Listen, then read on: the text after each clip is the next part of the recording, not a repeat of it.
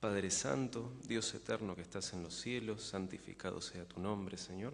Gracias, Padre, por esta posibilidad de venir a tu casa de oración en un día lunes, a escuchar tu palabra, a reflexionar en el escrito de Daniel. Padre, ayúdanos a entender lo que has inspirado, ayúdanos a llevarnos una enseñanza esta noche. Te lo pedimos en el nombre de Jesús. Amén. Muy bien, entonces, a prueba de fuego, ¿sí?, es el título que lleva la meditación de esta noche. Nosotros hemos visto, ahí está, muy bien. ¿Alguien ha visto alguna vez un cartel de estos en algún establecimiento, en algún local? Sí, ¿verdad? Dice, la casa se reserva el derecho de admisión y permanencia. ¿Sí? ¿Qué significa eso? Y significa que el dueño del establecimiento, del local, puede pedirle a una persona que se retire de su local o puede directamente no atenderlo, puede no darle el servicio porque es su local y tiene el derecho de admisión y permanencia. Pero bueno, resulta que en Estados Unidos, en el estado de Oregon, hay un matrimonio, Melissa y Aaron Klein, que tenían una pastelería llamada Sweet Cakes by Melissa, ¿sí? las tortas dulces de Melissa. Y en el año 2013 ingresaron a este local que se especializa en tortas para casamientos. Ingresó una pareja de mujeres, ¿sí?, que le pidieron una torta para el casamiento de ellas. Y el matrimonio le respondió a estas mujeres que la Biblia nos prohíbe proclamar mensajes o participar en actividades contrarias a los principios bíblicos, incluyendo celebraciones o ceremonias de unión de parejas del mismo sexo. ¿Sí? Ellos entendían que la Biblia les estaba prohibiendo darles el servicio de una torta para el casamiento de estas dos mujeres. Entonces estas dos mujeres, justamente en Estados Unidos, ¿qué hicieron? Llevaron a este matrimonio a juicio. ¿Sí? Lo llevaron a juicio porque en el estado de Oregon hay una ley antidiscriminación que deja exentas a las iglesias y a los colegios religiosos, pero no a un local, a una pastelería. Por lo tanto, no tenían excusa legal para ese tipo de trato.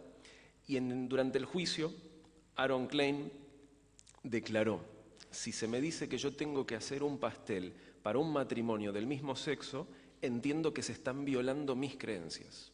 ¿Sí? Eso es lo que declaró Aaron Klein. Y yo no sé si alguien sabe cómo terminó esta historia. ¿Alguien sabe cómo terminó? Bien. Esto terminó con una multa de $150.000 para el matrimonio y el cierre del local. ¿Sí? El local ya no existe más. Ellos no pudieron mantener su postura de lo que ellos entendían, de lo que ellos creían, no pudieron mantener su postura porque la ley del Estado era opuesta a sus creencias. ¿Sí? Pero ellos, sin embargo, se mantuvieron firmes. Yo me preguntaba, ¿no hubiera sido posible decirle a esta pareja de mujeres que estaban llenos de trabajo y que no iban a poder cumplir con el deseo de ellas? Entonces ellos no hacían la torta y las mujeres se iban a buscar otra pastelería y no había juicio, no pasaba nada de eso. O venderle una torta que no diga nada, una torta vacía, y decirle, bueno, tú la decoras a tu manera, yo te hago el pastel y tú lo usas para lo que quieras y le escribes los nombres de quien quieras. Pero no, ellos necesitaban declarar los principios que por los cuales se regían. Entonces es interesante que hoy en día, esto fue en el 2013 y en el 2016 ya cerró el local, hoy en día esto existe en Estados Unidos. El día de ayer estuvimos viendo la estatua majestuosa con la que soñó el rey Nabucodonosor, rey de Babilonia, y Daniel le explicó al rey qué significaba esta estatua. ¿Se acuerdan los que estuvieron presentes? Y los que no quizás ya lo estuvieron viendo, y si no, bueno, pueden ver el video que creo que lo van a subir en breve en internet. Entonces, Daniel le explicó que el reino de Babilonia iba a durar un tiempo y luego iba a venir otro reino y luego iba a venir otro reino y luego otro reino y así hasta el fin de los días en los cuales el reino de Dios iba a caer y desmenuzar todo lo anterior. Entonces, en ese contexto, ¿sí?, luego de este capítulo, vamos al capítulo número 3 de Daniel. Si me acompañan con sus Biblias, Daniel capítulo 3, y vamos a leer desde el versículo 1. Dice allí: tiempo después, el rey Nabucodonosor hizo una estatua de oro de 60 codos de altura y 6 codos de ancho, y la levantó en el campo de Dura, en la provincia de Babilonia. Y el rey llamó a los sátrapas, magistrados, capitanes, oidores, tesoreros, consejeros, presidentes y a todos los oficiales de las provincias para que viniesen a la dedicación de la estatua que había levantado. Se reunieron pues los sátrapas, magistrados, capitanes, oidores, tesoreros, consejeros, jueces y todos los oficiales de las provincias a la dedicación de la estatua que el rey Nabucodonosor había levantado, y estaban en pie ante ella. Entonces el pregonero anunció: se manda a vosotros, pueblos, naciones y lenguas, que al oír el son de la bocina, la flauta, el tamboril, el arpa, el salterio, la zampoña y todo instrumento músico, os postréis y adoréis la estatua de oro que el rey Nabucodonosor levantó. El que no se postre y la adore, en el acto será echado dentro de un horno de fuego ardiendo. Por eso, al oír el son de la bocina, la flauta, el tamboril, el arpa, el salterio, la zampoña y todo instrumento músico, todos los pueblos, naciones y lenguas se postraron y adoraron la estatua de oro que el rey Nabucodonosor había levantado. Si uno se pone a meditar un poco en el significado del sueño y lo que hizo Nabucodonosor después, uno podría llegar a considerar que cuando Daniel le dijo que su reino era la cabeza de oro, y el rey dijo: no, pero yo no quiero solamente la cabeza, yo quiero que mi reino sea todo el cuerpo, ¿sí? Entonces el rey Nabucodonosor levantó una estatua toda de oro, no solo la cabeza, todo es oro, ¿sí? ¿Y qué pasaba después en este sueño? Venía una roca que representaba el reino de Dios, impactaba en los pies y deshacía todo. Entonces, ¿qué habrá pensado Nabucodonosor? Que habrá dicho: yo no quiero que Babilonia, mi reino, se desmenuce y quede y vuele como las pelusas del verano. Por lo tanto, mi estatua es el reino de Dios. Entonces, no solo Babilonia no va a terminar, sino que Babilonia es el reino de Dios. Y como reino de Dios, ¿qué hay que hacer? Hay que adorarlo, hay que adorarlo. Y en el caso de que alguien quiera oponerse o se resista a esta adoración, hay una amenaza de muerte. Hay que hacer como dice el rey. Evidentemente, esa actitud sorprendente que tuvo al escuchar de Daniel esta revelación de Dios, se le fue yendo con el tiempo, siguió con sus dioses paganos y finalmente él dijo: voy a levantar esta estatua para que quede claro en toda Babilonia que Babilonia no se va a terminar. Babilonia es eterna, ¿sí? Y Babilonia también es Dios. Vamos a pensar un poco en esta imagen que Nabucodonosor levantó y sus medidas. Dice la Biblia que tenía 60 codos de altura y 6 codos de ancho. Si uno se pone a pensar, eso no es mucho como si fuera una forma humana, porque es muy alto y muy delgado. Es más como un poste, como un obelisco, ¿verdad? ¿Sí? Es muy delgadito y muy alto. Entonces me fijé, el obelisco en la ciudad de Buenos Aires tiene una altura de 67,5 metros y una base de 6,80 metros, ¿sí? Aquí. Y la estatua de Nabucodonosor tenía 30 metros y un ancho de 3 metros. ¿Sí? Entonces me permití poner una imagen de oro allí, un Oscar, más o menos a la mitad, un poquito menos de la mitad. Esto sería la estatua de Nabucodonosor en el centro de Buenos Aires. ¿Sí? O sea, se vería bastante, si no hubiera edificios, en un valle llano, se vería bastante bien una imagen de oro allá a lo lejos, ¿sí? Todos los instrumentos sonando a la vez sería bastante fácil de escuchar también, y toda la gente reunida arrodillándose alrededor de esta imagen de oro, ¿sí? Entonces, ¿qué pasó? Todo el mundo se arrodilló, ¿verdad? Sí, todo el mundo se arrodilló, pero hubo tres personas que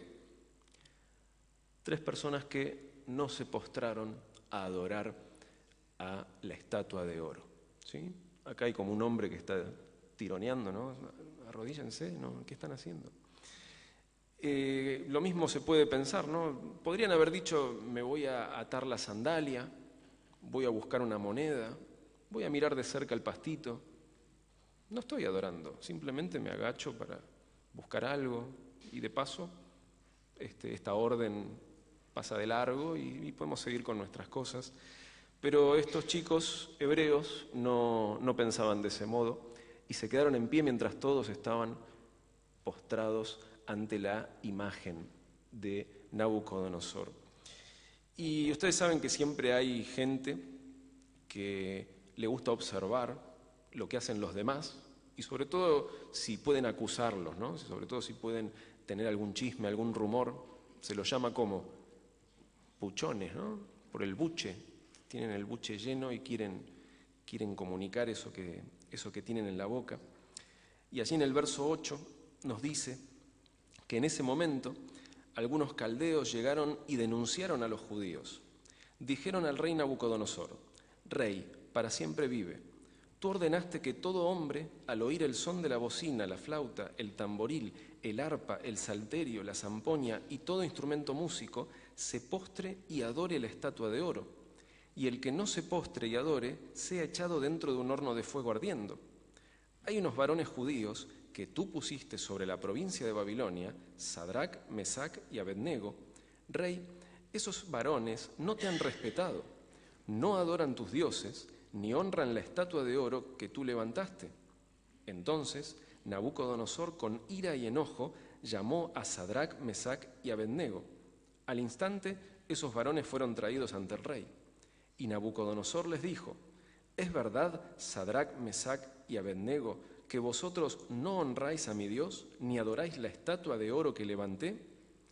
Ahora, al oír el son de la bocina, la flauta, el tamboril, el arpa, el salterio, la zampoña y todo instrumento músico, ¿estáis prestos a postraros y adorar la estatua que levanté? Porque si no la adoráis, en esa misma hora seréis echados en un horno de fuego ardiendo. ¿Y qué Dios os librará de mis manos? Sadrac, Mesac y Abednego respondieron al rey Nabucodonosor: acerca de esto no necesitamos responderte. Nuestro Dios, a quien honramos, puede librarnos del horno de fuego, y de tu mano nos librará. Y aunque no nos librara, sepas que no adoraremos a tu Dios ni la estatua que has levantado. Nabucodonosor ya estaba enojado cuando le vinieron con el chisme, ¿verdad? Imagínense después de esta respuesta. Dice la Escritura que su rostro se demudó, ya no podía controlar su rostro, estaba enfurecido, quizás mostrando los dientes, mordiendo fuerte, y ya directamente mandó a calentar el horno 7 veces más. El horno ya estaba encendido, lo mandó a calentar 7 veces más. Y mandó, me imagino, a gente robusta a que ate a Sadrac, Mesac y Abednego para arrojarlos dentro del horno. Dice también la palabra de Dios que el fuego era tan fuerte que estas personas que llevaban a los 3 hebreos murieron por el fuego que salía del horno. Ellos no llegaron hasta el horno para depositar a los hebreos, sino que el fuego los quemó antes. Y los 3 hebreos cayeron dentro del horno. Uno se preguntaría dónde estaba Daniel, ¿no? Porque me está hablando de los otros 3 amigos. No sabemos dónde estaba Daniel. Quizás en otra provincia, quizás haciendo algún trámite, o quizás el rey Nabucodonosor le tenía cierto respeto a Daniel por cómo se había manifestado en el capítulo 2, entonces se le agarró con los otros 3 que no parecían estar tan junto a Dios como Daniel. Lo cierto es que los 3 hebreos fueron atados dentro del horno de fuego y ocurrió algo interesante que llamó la atención de Nabucodonosor, que estaba mirando el interior del horno. Vamos a leer el verso 24. Dice: entonces el rey Nabucodonosor se espantó, se levantó aprisa y dijo a los de su consejo: ¿no echaron 3 varones atados dentro del fuego? Ellos respondieron al rey: es verdad. Agregó él: yo veo 4 varones sueltos y que se pasean en el fuego sin sufrir ningún daño, y el parecer del cuarto es semejante a un hijo de los dioses. Entonces Nabucodonosor se acercó a la puerta del horno de fuego ardiente y dijo: Sadrac, Mesac, Abednego, siervos del Altísimo Dios, salid y venid. Entonces Sadrac, Mesac y Abednego salieron de en medio del fuego, y se juntaron los sátrapas, los gobernadores, capitanes y consejeros del rey, y vieron que el fuego no había dañado el cuerpo de esos varones, ni aun el cabello de sus cabezas se había quemado, ni su ropa se mudó, ni siquiera tenían olor a fuego, ni siquiera olían a humo, y estuvieron caminando dentro de un horno encendido en fuego, 7 veces más caliente de lo normal, ¿sí? Y es interesante esta figura que Nabucodonosor, quizás sin conocer mucho acerca de la religión hebrea, quizás obviamente sin conocer absolutamente nada sobre el Dios verdadero, él dijo: hay un cuarto personaje en ese horno que no es igual que los otros 3, es semejante al Hijo de los dioses, ¿sí? O al Hijo de Dios, es semejante al Hijo de Dios, y es el Hijo de Dios, el que estaba junto a Sadrac, Mesac y Abednego dentro de ese horno. Entonces, obviamente, luego el rey Nabucodonosor volvió a morderse su lengua, ¿no? a tragarse sus palabras y declarar otro decreto de muerte, que el que no adore al Dios verdadero va a morir. Siempre se ve que a Nabucodonosor le gusta mucho proclamar edictos de muerte. Vamos a hacer un pequeño repaso de los puntos principales que hemos visto hoy, un cuadro completo del capítulo 3 de Daniel. Tenemos un soberano poderoso, el rey Nabucodonosor. Era el rey del imperio babilónico, dominaba absolutamente todo lo conocido, todo el territorio conocido en el oriente, ¿sí? Lo que es la Europa moderna. Él dominaba absolutamente todo. El oriente, digamos, China, India, no era importante en ese momento. América ni siquiera se sabía que existía, quizás. Entonces, lo más importante del imperio babilónico era dominado por Nabucodonosor, un soberano poderoso. Luego tenemos una imagen falsa, ¿sí? La imagen que levanta Nabucodonosor, una imagen de oro. La imagen de oro no tenía poderes, la imagen de oro no era un dios, sin embargo había que adorarla, es una imagen falsa. ¿Qué más pasa? Una adoración forzada, hay que adorar esa imagen.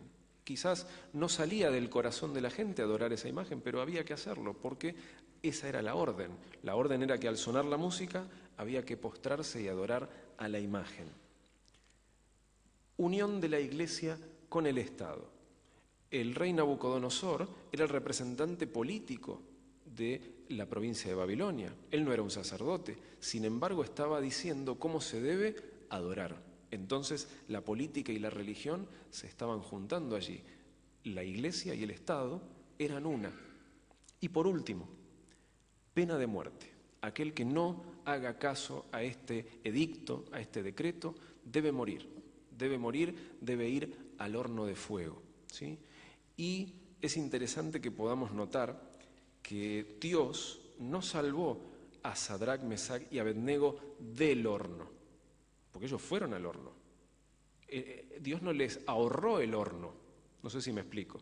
Dios permitió que vayan al horno y los salvó en el horno, ¿sí? Dios acompaña dentro de los problemas, no de afuera para que los problemas no vengan, no lleguen. Dios acompaña el proceso y está contigo dentro del horno. Y ahora nos podríamos hacer una pregunta, pensando en lo que ocurrió con esta pareja pastelera, ¿no? En Estados Unidos, y con lo que leemos ahora en Daniel 3, nos podríamos preguntar, a ver si... Ahí está. ¿Será que este es solo un hecho aislado que aconteció hace más de 2500 años? ¿O podría suceder nuevamente? Todo lo que acabamos de leer, la imagen, la adoración, iglesia y Estado, decretos de muerte, puede que suceda de vuelta, puede que no. Hay un libro en la Biblia que se suele aconsejar estudiar junto con Daniel, que es el libro de Apocalipsis. El libro de Apocalipsis es un libro que, entre otras cosas, habla sobre lo que va a ocurrir en el fin de esta tierra, de esta historia del hombre. Y en el capítulo 13 del libro de Apocalipsis, yo los invito a que me acompañen allí. Al final de la Biblia vamos a encontrar el Apocalipsis, y en el capítulo 13 ocurren ciertos incidentes que nos hacen recordar lo que hemos estudiado en el capítulo 3 de Daniel. Y fíjense estos paralelos porque son bastante sorprendentes. Tenemos soberano poderoso, que era el rey Nabucodonosor. En Apocalipsis 13 y el verso 13, fíjense cómo dice: realizaba grandes señales y hasta hacía descender fuego del cielo a la tierra ante los hombres. ¿Eso no es tener poder? Claro que sí. Un soberano poderoso que hace descender fuego del cielo ante los hombres es el protagonista del capítulo 13 de Apocalipsis. Una imagen falsa. Sigamos al versículo 14, dice: con las señales que se le permitió realizar en presencia de la primera bestia, engaña a los habitantes de la tierra y les manda que hagan una imagen de la bestia que tuvo la herida de espada y vivió. Hay una imagen falsa también, ¿sí? Y es adoración forzada. Fíjense el verso 15. Se le permitió infundir aliento a la imagen de la primera bestia para que la imagen pudiera hablar y dar muerte a todo el que no adore a la imagen de la bestia. Entonces ahí tenemos una adoración forzada y una pena de muerte en el mismo versículo, ¿sí? Y por último, ¿qué paralelo nos falta? Unión de iglesia y Estado. ¿Será que esto también está en el capítulo 13 de Apocalipsis? Veamos el verso 12, que dice: ejercía toda la autoridad de la primera bestia en presencia de ella y hacía que la tierra y sus habitantes adorasen a la primera bestia cuya herida mortal fue sanada. Si este soberano tiene poder para mandarle a la tierra entera y todos sus habitantes que adoren, significa que tiene poder político. Y si manda a adorar, significa que está teniendo poder religioso. Entonces, la política y la religión se unieron de vuelta y el Estado y la Iglesia se volvieron a unir. Y el capítulo 13 del libro de Apocalipsis aún no se ha terminado de cumplir. Son profecías que se van desarrollando a lo largo del tiempo. Muchos de los versículos del capítulo 13 lo podemos comprobar que ya se han cumplido, ya han sucedido en la historia, pero hay algunos que todavía no. Yo creo que estos que acabamos de leer todavía no los estamos viendo, todavía no los hemos visto, pero nadie sabe, nadie tiene la vida comprada, nos decía nuestro hermano Gerson, ¿verdad? No sabemos lo que puede pasar mañana, no sabemos lo que puede pasar pasado mañana, pero una cosa es cierta: hay un Dios que puede acompañarte dentro del horno de fuego, y ese Dios está vivo, y ese Dios que hace 2500 años, 2600 años, acompañó a Sadrac, Mesac y Abednego en la prueba, porque ellos fueron fieles, ellos se quedaron de pie, y Él los acompañó en la prueba dentro del horno de fuego y ni siquiera olor a humo tenían en sus ropas. Es el mismo Dios que va a estar allí en el horno de fuego con aquellos que se queden de pie cuando la orden sea que hay que adorar a la imagen de la bestia. No sé si será un obelisco de oro, no sé si la imagen será otra cosa, pero definitivamente va a haber una orden de adorar algo que no merece adoración. Y Dios va a recompensar a aquellos que se mantengan firmes, que se mantengan fieles, y aquellos que quizás tengan que pasar por la prueba. Yo no sé si habrá un horno de fuego, no lo puedo asegurar, tampoco lo puedo desmentir, no sé si habrá un horno de fuego, pero si lo hubiere, Jesús va a estar contigo entre las llamas. Entonces yo, en esta noche, después de reflexionar un poco en el capítulo 3, en el capítulo 3 de Daniel, 13 de Apocalipsis, yo quisiera orar al Señor y pedirle que me ayude a prepararme, que me ayude a estar de pie. Si llega a ser que me toque, al igual que a los 3 hebreos, adorar esa imagen, yo no quiero arrodillarme, no quiero tratar de atarme la sandalia, no quiero buscar una moneda en el momento que hay que arrodillarse, yo quiero permanecer en pie. Por más que me tironeen del saco y me digan, no te conviene, hay un horno de fuego allí, yo me quiero quedar de pie así como lo hicieron Sadrac, Mesac y Abednego. Entonces yo voy a orar por eso, le voy a pedir al Señor por esto. Invito a todos los que quieran orar conmigo, que nos pongamos de pie y nos quedemos de pie, así como se han quedado los 3 hebreos hace más de 2600 años atrás. Padre Santo, Dios eterno, nuestro Salvador. Padre, tú has caminado en las llamas del horno de fuego para que a Sadrac, Mesac y Abednego las llamas no le toquen la ropa. Ellos ni siquiera tenían olor a humo al salir de ese horno, Padre. Tú garantizas que nos vas a estar acompañando y protegiendo de las pruebas, pero no garantizas que las pruebas no van a existir. Y es por eso, Señor, que en esta noche todos tus hijos que están aquí de pie, todos aquellos que están escuchando y en su corazón tienen este mismo pedido, Padre. Queremos ser fieles cuando llegue la prueba. Queremos ser fieles y recordar que tú estarás allí con nosotros entre las llamas para protegernos. Danos la seguridad, danos la certeza, danos la fe. Te lo pedimos en el nombre todopoderoso de nuestro Señor Jesús.